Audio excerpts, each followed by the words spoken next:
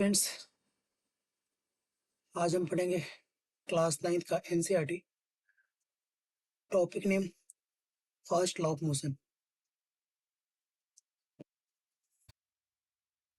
Bye observing the motion of on an inclined plane, Galileo reduced the object move with constant speed when no force acts on them। तो Galileo ने बोला था कोई भी object का constant speed से अगर मूव कर रहा है तो उस पर कोई फोर्स लग नहीं रहा है, कोई भी एक्सटर्नल फोर्स वहां पे नहीं लग रहा है। ये बात गैलीलियो ने बोला था। He observed that when a marble rolls down an inclined plane, its velocity increases। जब कोई भी इंक्लाइन प्लेन है, जैसे फिगर ए में क्या है, यहाँ पे इंक्लाइन प्लेन, यहाँ पे उसको रोल डाउन कराया जा रहा है, मतलब ऊपर से नीचे की ओर। 8.5a in the next chapter you will learn that marble falls under the unbalanced force of gravity as it rolls down and attains definite velocity by the time it reaches the bottom। तो gravity पर हम अगले chapter में पढ़ेंगे। तो incline plane में कोई भी मार्बल अगर रोल डाउन करता है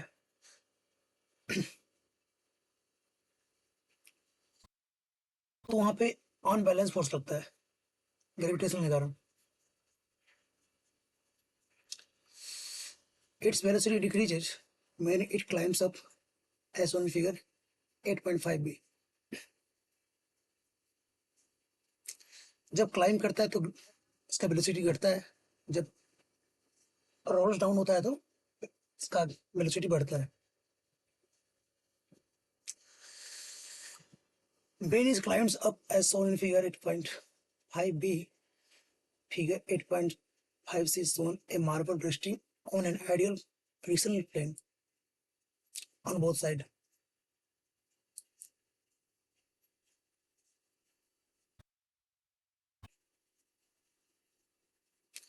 Galileo argued that when a marble is reached from left, it would roll down the slope and go up on the opposite side to the same height which it was released। जब दोनों तरफ incline plane हो, यहां से यहां फिर यहां से यहां, तो जितने हाइट से यहां से यहां आएगा, रोल डाउन करेगा, तो मार्बल नीचे आने के बाद उतना ही हाइट पर यहां पे जाएगा। अगर यहां से यहां आने में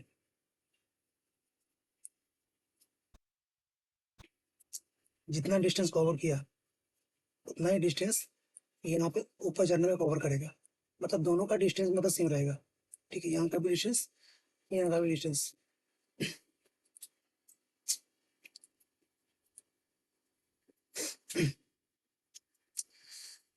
तो सेम हाइट पे जाएगा अगर दोनों का इंक्लाइन प्लेन अगर एंगल सेम है तो।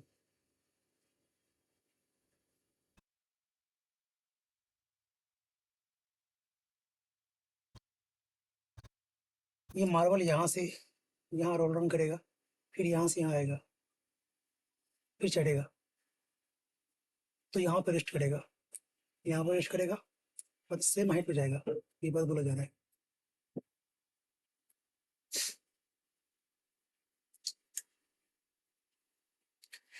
If the inclination of the planes on both sides are equal, then the marble will at climb the same distance that is covered while rolling down। If the angle of inclination of the right side plane were gradually decreased, then the marble would travel further distance till it reach the original height। इसका मतलब हुआ अगर यहाँ से यहाँ तो marble अगर roll down करेगा, तो इसको इंक्लिनेशन अगर एंगल का चेंज कर दे तो यहाँ से यहाँ तो जितना हाइट है उतना ही हाइट पे जाना चाहेगा।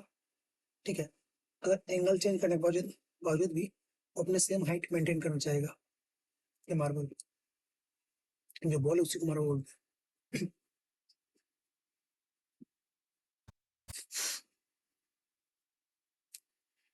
If the right side plane were ultimately zero, the marble will continue to travel forever trying to reach the same height that it was released when the unbalanced force on the marble in this case is zero.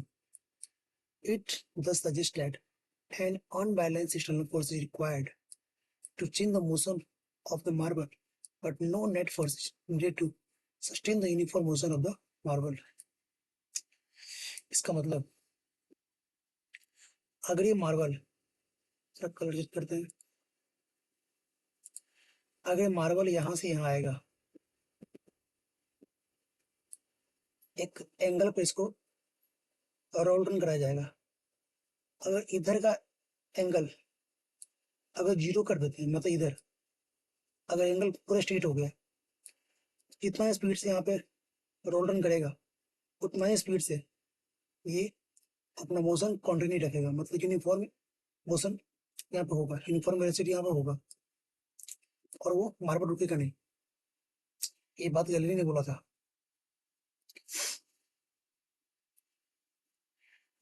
और जब कोई भी object अगर constant velocity से move करता है तो वहां पे नेट फोर्स जीरो होता है, यहाँ पे कोई भी अनबैलेंस फोर्स नहीं लगता है, सेमी स्पीड यहाँ पे मेंटेन रखना चाहेगा।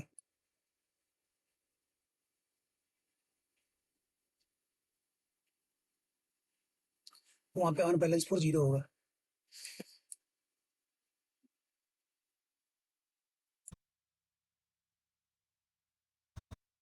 This is because of the presence of frictional force acting opposite to the direction of motion.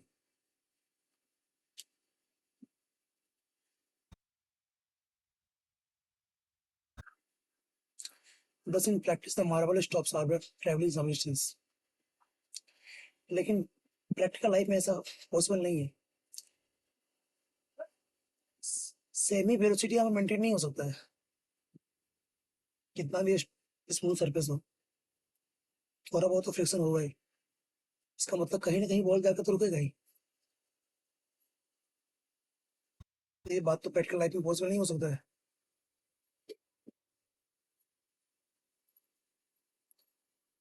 In practical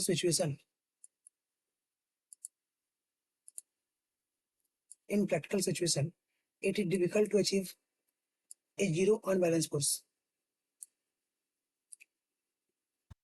practical situation में जीरो अनबैलेंस फोर्स करना बहुत ही डिफिकल्ट होगा। This is because of the presence of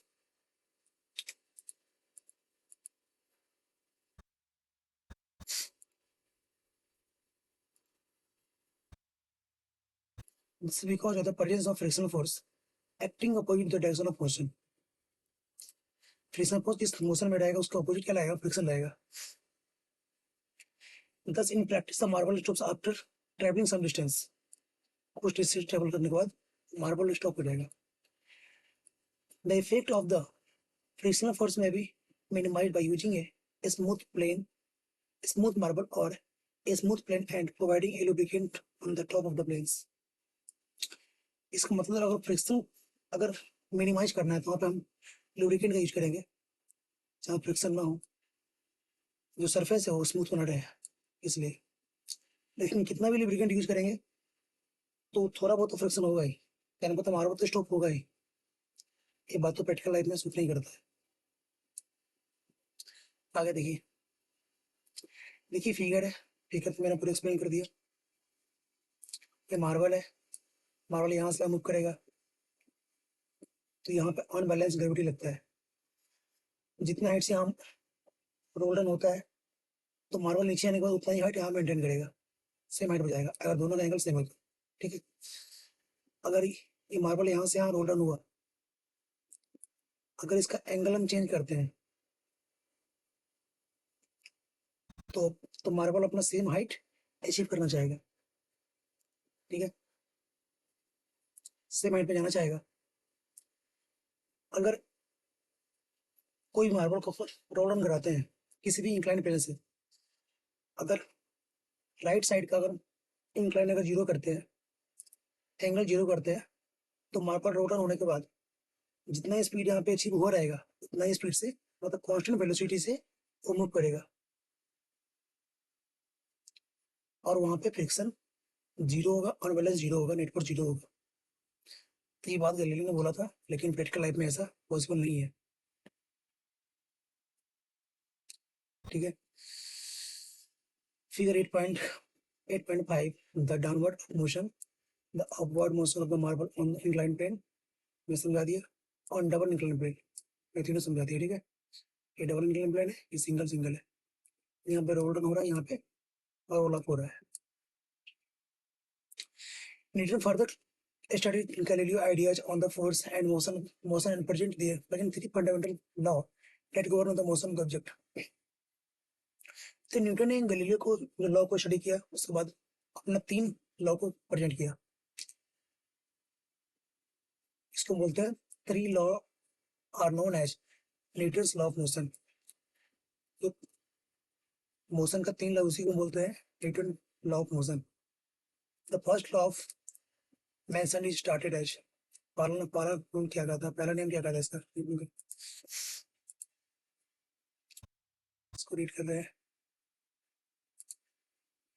An object remains in rest or of the uniform motion in a straight line unless compelled to change that state by an applied force। इसका मतलब कोई भी object अगर rest में है या uniform motion में straight line में, तो वो अपने सेम मोशन को, सेम रेस्ट पोजीशन को मेंटेन रखना चाहेगा जब तक वहां पर कोई भी अप्लाइड फोर्स नहीं लगाता है। कोई भी ऑब्जेक्ट रेस्ट में है तो रेस्ट में रहना चाहेगा, कोई भी ऑब्जेक्ट अगर यूनिफॉर्म वेलोसिटी से मूव कर रहा है तो यूनिफॉर्म वेलोसिटी में मूव करेगा। ये न्यूटन का जब तक उस पर अप्लाइड फोर्स यूज नहीं करते हैं, ये न्यूटन का पहला लॉ था। In other words, all object resist change in their state of motion. कोई भी ऑब्जेक्ट है ना, अपना स्टेट ऑफ मोशन को चेंज नहीं करना चाहता है। In a qualitative way the tendency of undisturbed objects to stay at rest और to keep moving with the same velocity is called inertia. तो Newton first law of motion को हम बोलते हैं law of inertia. That is why the first law of motion is also known as law of inertia.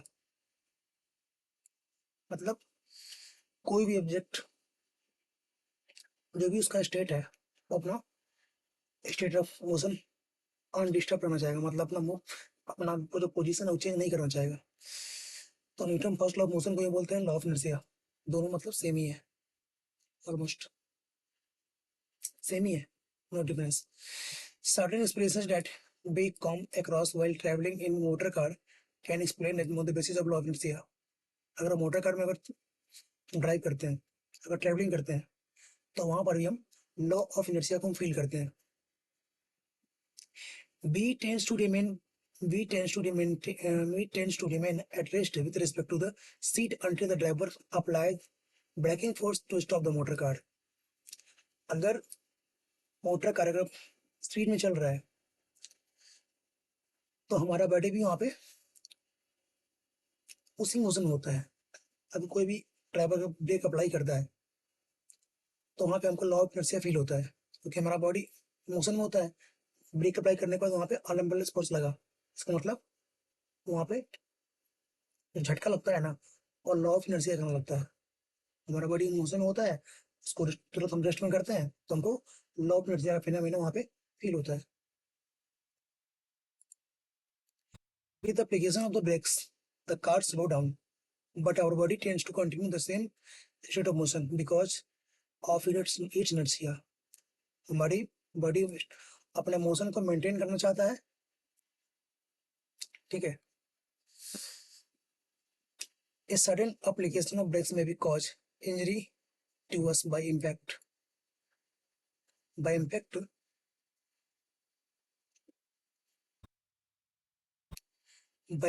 or collision of the panels in front।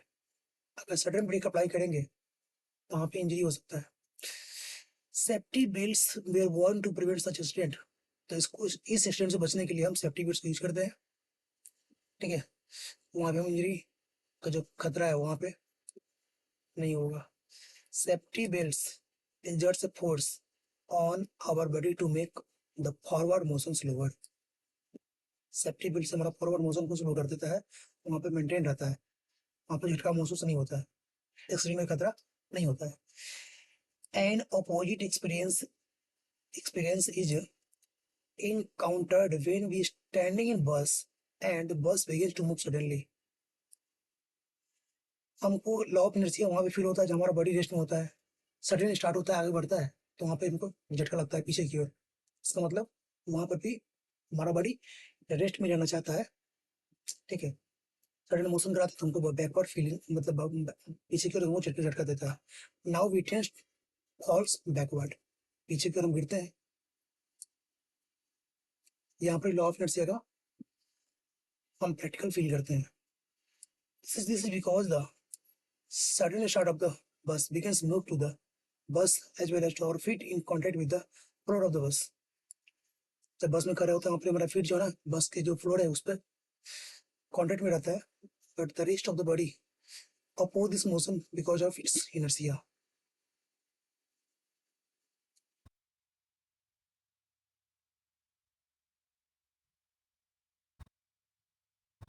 यहाँ पर inertia का feeling होता है।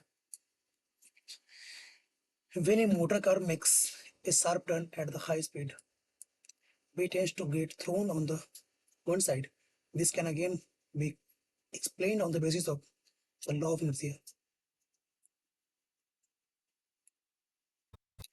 जब कोई भी व्हीकल हाई स्पीड में होता है वहां पे हम टर्न होते हैं तो उसी डायरेक्शन में हमको झटका लगेगा, हमारा गाड़ी उसी दिशा में चला जाएगा। When an unbalanced force is applied by the engine to change the direction of the motion of the motor car, we slip to the one side of the seat due to the inertia of the body. जहां पे turn होता है तहां पे driver unbalance force use करता है, वहां break मारता है। जिस तरफ टर्न करता है वहां पे हमको उस साइड हमको बेंड होना पड़ता है, हमको झुकाव फील होता है जहां पर बैठे रहते हैं वहां पे। The fact that the body will remain at rest unless acted upon by an unbalanced force can be illustrated through the following activity. यहाँ पे कुछ एक्टिविटी है, इससे हमको समझ में आ जाएगा लॉ ऑफ इनर्शिया के बारे में। एक्टिविटी 8.1 ये क्या बोल रहा है? Make a pile of similar carom coins on the table as shown in figure 8.6. यहाँ पे पाइल बना हुआ है, कैरम कॉइन्स यहाँ पर रखा हुआ है, यहाँ पे देख लीजिए, ये पाइल कैरम कॉइन्स इसको बोलते हैं। Attempts a sharp horizontal hit at the pile using another carom coin to the coins or a striker, मतलब स्ट्राइकर से हिट करते हैं।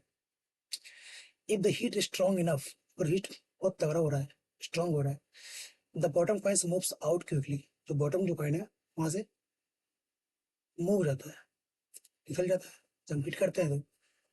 Once the lower coins is the moved, the inertia of the other coins make the fall vertically on the table.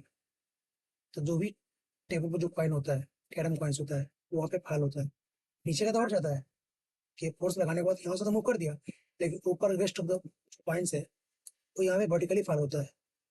इसका मतलब ये move क्यों नहीं किया, क्योंकि इसका जो बॉडी है वो रेस्ट में था और यहाँ पे मोशन करा करके इसको साइड किया तो वर्टिकली फॉल होता है। यहाँ पर भी लॉ ऑफ इनर्शिया यूज हो रहा है, लॉ ऑफ इनर्शिया यहाँ के फॉर्मूला यहाँ पे यूज हो रहा है। Only the carom coins at the bottom of the piles is removed when a fast moving coins or a striker hits it. Bottom coins यहाँ पे मूव होता है फास्ट मूविंग कॉइन्स हम स्ट्राइकर से उसको बीट करते हैं। तो एक और एक्टिविटी है, एक्टिविटी 8.2 क्या बोल रहा है? Sit 5 rupees coins on a stiff card covering an empty glass tumbler standing on a table as shown in figure 8.7. एक ग्लास के ऊपर यहाँ पे स्टिफ कार्ड को रख दिया गया है, इसके ऊपर 5 रुपीज का कॉइन रख दिया गया है, ठीक है। Given the card a sharp horizontal flick, अगर हम कार्ड पे एक हॉरिजॉन्टल फ्लिक करते हैं, मतलब वहां पे मोशन यूज करते हैं. If we do fast then the card shoots away. अगर हम फास्ट यहाँ पे हिट करते हैं तो कार्ड तो मूव हो जाता है. Coins fall vertically into the glass tumbler due to its inertia. लेकिन ऊपर का जो कॉइन है वो वर्टिकली फॉल होता है ग्लास में. इसका मतलब जो कॉइन ऊपर से नीचे गिरा, इसका मतलब क्या है? लॉ ऑफ इनर्शिया है. हम कार्ड को तो मूव कराए हैं फ्लिक करके, लेकिन हम कॉइन को मूव नहीं कराए हैं. कॉइन तो रेस्ट में था, तो कॉइन अपना पोजीशन मेंटेन रखना चाहता था और ऐसा रखा भी. और ये ग्लास में गिरा क्यों? क्योंकि यहाँ पे लॉ ऑफ इनर्शिया का फिनोमेना यहाँ पे यूज हुआ. ठीक है. तो figure 8.7, when the card is flicked with the finger, the coins placed over it fall in the tumbler. वो टम्बलर में गिर जाता है.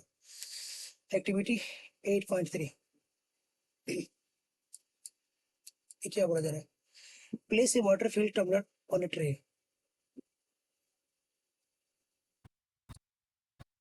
जो कंटेनर में वाटर को फिल करना बोलने के लिए बोल रहा है.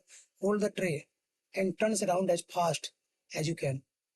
अगर फास्ट में टर्न करता हूँ, we observe that water slips हुआ है.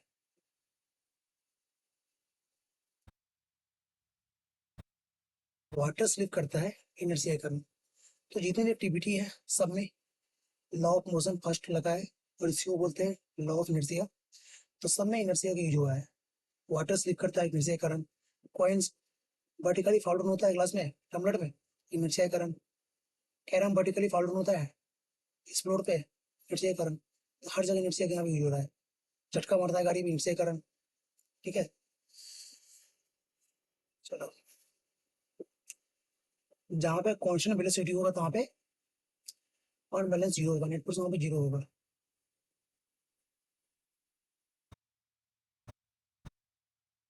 ब्रेक लगाना और बैलेंस यूज हुआ. ठीक है, ये तो मैं बता चुका हूँ.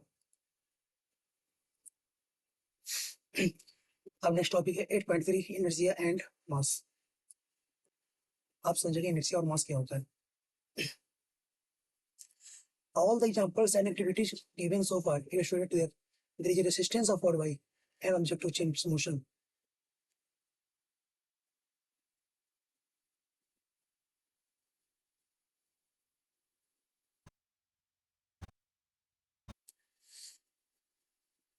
कोई भी ऑब्जेक्ट अपना state of motion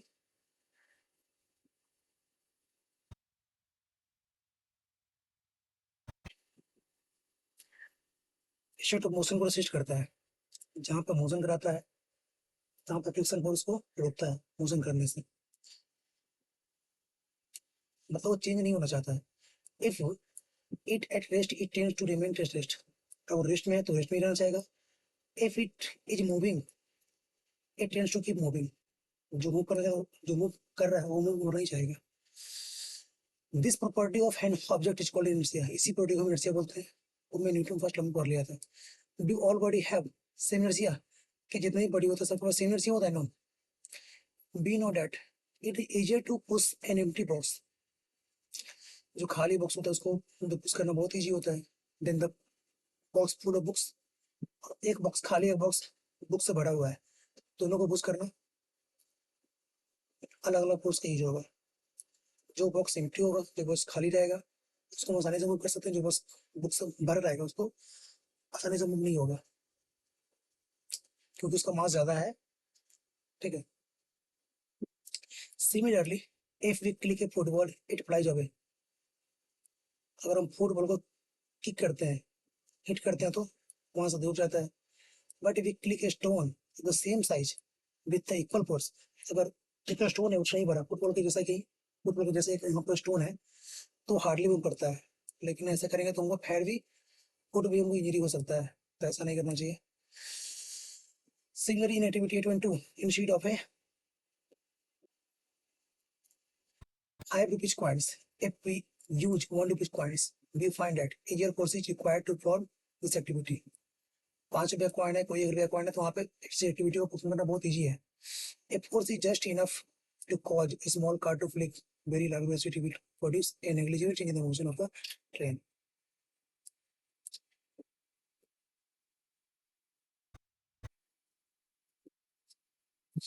This is because in comparison to the card, the train has much lesser tendency to change its motion. अगर ट्रेन को फ्लिक करना चाहेंगे, ट्रेन जो होता है इस पे पैसेंजर यात्रा करते हैं, तो उसको हम चेंज नहीं कर सकते हैं क्योंकि उसका मास ज़्यादा होता है।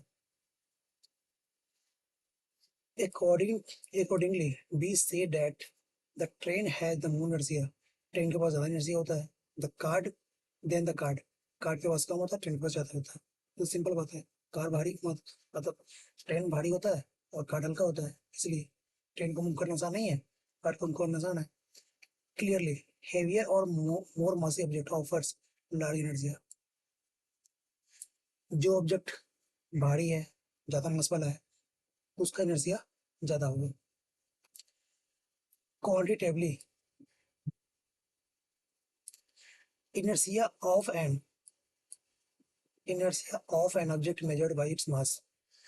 किसी भी ऑब्जेक्ट का इनर्शिया हम उसको मास से हम मेजर करते हैं, जिसका मास ज्यादा रहेगा उसका इनर्शिया ज्यादा रहेगा। thus we may thus relate inertia and mass as follow। inertia is the natural tendency of an object to resist a change its motion of the rest। inertia किसी भी ऑब्जेक्ट की नेचुरल टेंडेंसी है, वो resist change मतलब change नहीं होना चाहता है, अपने स्टेट ऑफ मोशन मेंटेन रखना चाहता है। या तो मोशन में या तो रेस्ट में, मोशन में या तो मोशन में रहना चाहेगा, रेस्ट में या तो रेस्ट में रहना चाहेगा। The mass of an object is measure of the it's inertia.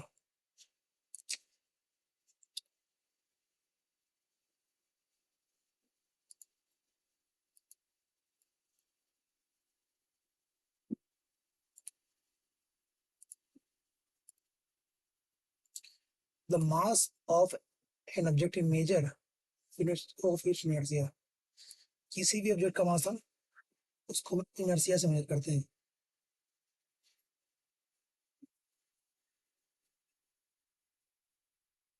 मास ज्यादा रहेगा तो इनर्शिया भी ज्यादा रहेगा, इनर्शिया ज्यादा रहेगा तो मास भी ज्यादा रहेगा। ठीक है, तो सिंपल कॉन्सेप्ट है, तो इसको फील करने की बात है। अब यहाँ पर देखो क्वेश्चन, क्वेश्चन यहाँ पर है, which of the following has more inertia. किसके पास ज्यादा इनर्शिया है? Rubber ball and stone same size. Stone का मास ज्यादा है तो इनर्शिया ज्यादा होगा। A bicycle and train, train पर ज्यादा होगा। फायर पिच का वाले पिच फायर ट्रेन पर ज्यादा होगा। सिंपल है यार। In the following example try to identify the number of times the velocity of the ball change. Velocity कितने बार चेंज हुआ है? A football player clicks a football to the another player।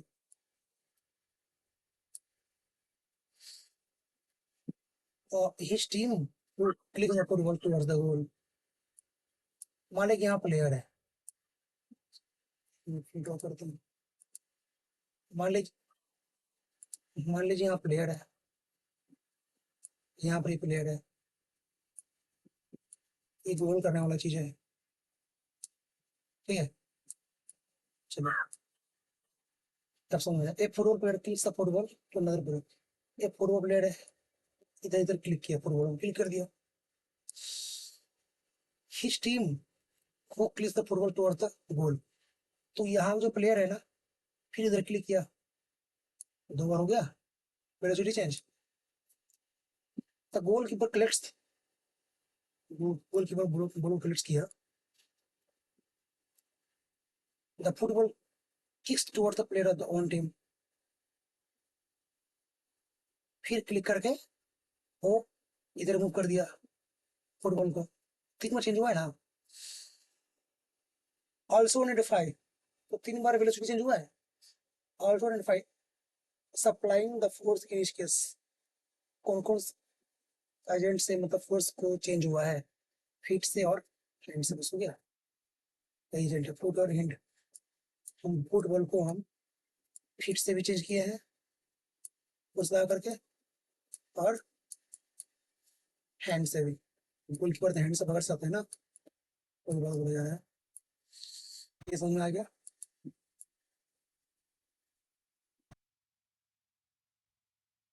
चलो अब आगे समझा रहे हैं। तीसरा क्वेश्चन क्या बोला जा रहा है? तीसरा क्वेश्चन बोला जा रहा है, explain why the some of the leaves may get detached from the tree if we aggressively shake its branch। अगर हम ब्रांच को हिलाते हैं तो कुछ पत्ता नीचे क्यों गिरता है? जब ब्रांच को हिलाते तो ब्रांच को तो हिला रहे हैं, पत्ता को नहीं हिला रहे हैं। तो पत्ता रेस्ट में रहना चाहेगा, ठीक है, पत्ता रेस्ट में रहना चाहेगा, उसको नशा कर रहे हैं, तो वहां पे से कारण, because leaves stay in rest when it moves the branch due to inertia, the leaves fall down on the earth, ठीक। why do we fall in the why do we fall in the forward directions when moving bus backs to a stop? Fall backwards when it accelerate from the rest। जब हम यात्रा कर रहे होते हैं तो जब हम ब्रेक लगाते हैं तो हम आगे की फॉल करते हैं। आगे की फॉल क्यों करते हैं, पीछे क्यों नहीं करते? तो हमारा बॉडी उसी वेलोसिटी में हम जा रहे थे, हमारा मोशन उसी वेलोसिटी हमको मेंटेन आना चाहिए। ब्रेक लगाते हैं तो आगे को मूव होगा, अगर गाड़ी बैक हो रहा है वहां ब्रेक लगाते पीछे को मूव होगा। सिंपल लॉजिक है, ये सब इनर्शिया करना होता है। इसलिए लेट करते हैं,